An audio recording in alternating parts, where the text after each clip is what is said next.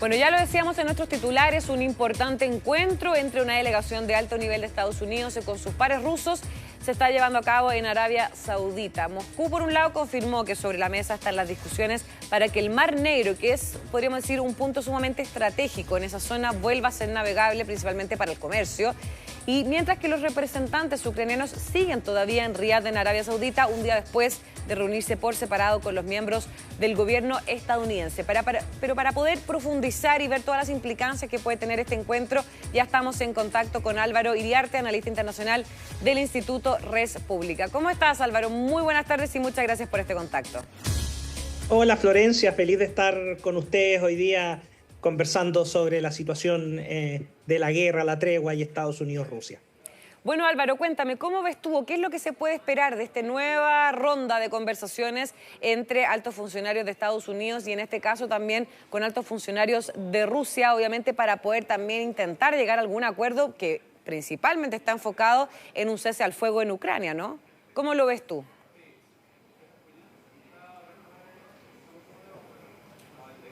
Mira, yo sostengo acá que hay que mirar debajo de los titulares, debajo de las declaraciones, porque de partida es interesante que Rusia esté dispuesta a sentarse, dado que tiene una superioridad bastante evidente en fuerzas convencionales y además que hemos visto en más de una ocasión que Vladimir Putin ha dicho que estaría dispuesto a ocupar el arsenal nuclear. Y por otra parte, acá lo interesante es que esto es una negociación donde los intereses que van a prevalecer es el de Estados Unidos por un lado y el de Rusia por el otro. No está Ucrania y no está Europa, que son los principales afectados. Y eso te da cuenta del cambio en la estructura de negociación en materia internacional, en particular en cambio en la relación entre Estados Unidos y Europa, pero además un cambio también en la forma de abordar un conflicto como este. Sí, sin duda, porque, por ejemplo, muchas de las cosas que se han aparecido es que estas conversaciones excluyen, podríamos decir, a ver, ¿cómo se puede decir? Las demandas quizás estratégicas que puede tener Kiev o que puede tener Moscú. Ellos tienen diferencias muy profundas en el sentido geopolítico, estratégico, comercial, incluso cultural. Y que esos temas, estos tópicos no se estarían evaluando dentro de estas negociaciones entre Estados Unidos y Rusia. Es decir, se estaría hablando como una especie de acuerdo un poco más superficial. Y algo que se criticó también es que, por ejemplo, nosotros mencionamos altos cargos, altos mandos o altos niveles de jerarquía que están viajando en estas delegaciones, pero, por ejemplo, no está Marco Rubio. Eso ya indica algo. Mira, lo que ocurre es que en el fondo a la primera pregunta, y claro, o sea, acá hay un tema importante, o sea, probablemente la negociación de paz entre Rusia y Ucrania, no solamente el alto al fuego, sino que una negociación definitiva, va a tener una gran piedra de tope que es que no hay cómo ponerse de acuerdo en la práctica sin que uno se sienta perdedor, que tiene que ver con la situación de las anexiones territoriales u ocupaciones territoriales. En el fondo ese es un punto donde no hay diálogo posible.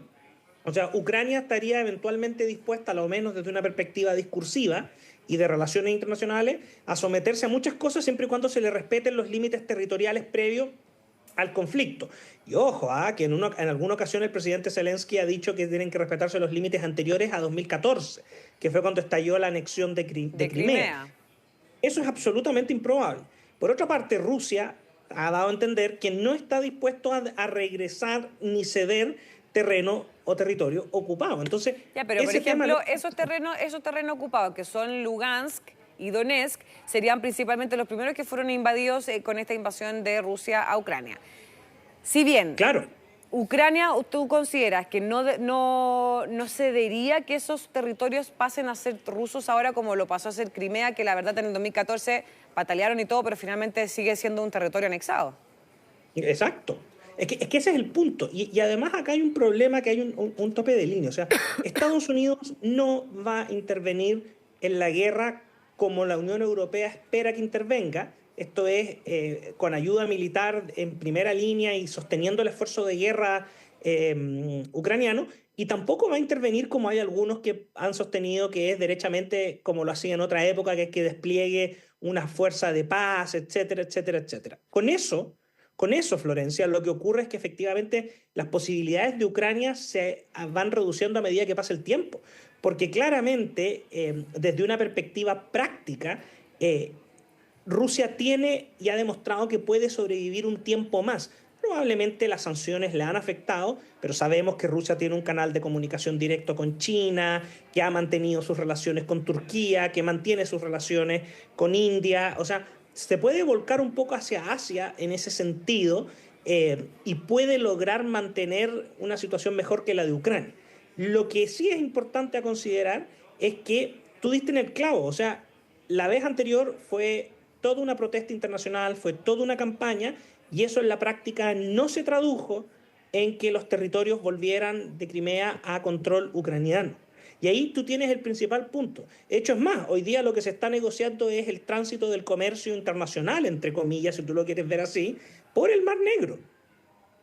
Sí, sin duda. Ahora, hay otro punto que son de las principales diferencias y es justamente que Ucrania intenta, obviamente, formar parte de la OTAN y Rusia se opone férreamente. Sí, claro.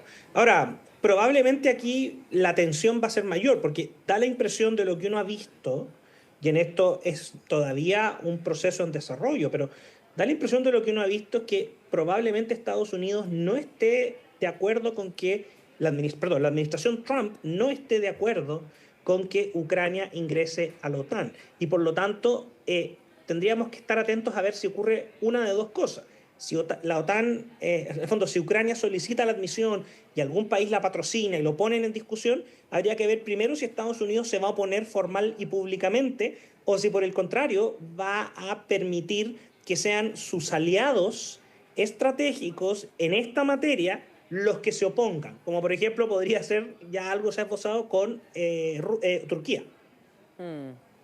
Sí, Porque sin eso es duda. muy distinto. O sea, si Estados Unidos derechamente y vocalmente se opone, tú tienes claro que el tema de la OTAN es un tema que es intransable y en ese sentido tú podrías decir que gana el interés de Rusia o también podrías decir que en el fondo Estados Unidos no está dispuesto a cruzar esa línea que lo haría involucrarse directamente en un conflicto. Ahora, también puede suceder algo que no hay que descartar. ¿Qué sucede si, precisamente por la insistencia de Ucrania de ingresar a la OTAN, que lo busca como una suerte de seguro de vida, de protección del territorio, porque si hay una agresión a un miembro de la OTAN, tú puedes responder en función de la Carta del Atlántico Norte? ¿Qué pasa si Estados Unidos decide derechamente salirse de la OTAN? Sería bastante Es un, complejo, claramente. pero es un escenario que podría Sí. estar abierto, ¿te fijas? Entonces, yo creo que ahí hay un límite, pero ojo, ese límite no es tanto de Ucrania como lo es de Estados Unidos, en mi opinión, Florencia. Sí, sin duda. Ahora, por ejemplo, hay otro punto de que el que creo que Ucrania tampoco estaría muy dispuesto a ceder y es precisamente el dejar de recibir armamento y también inteligencia por parte de Estados Unidos y de Europa. Claro, lo que pasa es que Rusia no quiere que Ucrania esté vinculada con Occidente, con Europa. Quiere a Ucrania en el fondo en su órbita, como lo había sido tradicionalmente en distintos periodos, en la época zarista, en la época de la Unión Soviética. Y eso es importante porque en el fondo es una apuesta geopolítica y estas solicitudes de que no entre a la OTAN, de que no reciba armamento, de que no esté en la comunidad de inteligencia de la Alianza del Atlántico Norte e incluso con Estados Unidos, apuntan a forzar a que Ucrania vuelva a ver como principal socio y como estrategia a Rusia, no a Europa. Perfecto. Y ya para ir cerrando, Álvaro, ¿en qué posición crees tú que está hoy Ucrania? Yo creo que Ucrania está en una posición muy delicada. Primero, porque efectivamente, y ojo con esto, ni con la administración Biden, ni ahora con la administración Trump, existe una voluntad de llegar hasta las últimas consecuencias con este concepto de apoyar a Ucrania. Porque claro, acá se hace mucho el contraste por la actitud que ha tenido la administración de Donald Trump en particular y J.D. Vance en lo que ha sido el último mes.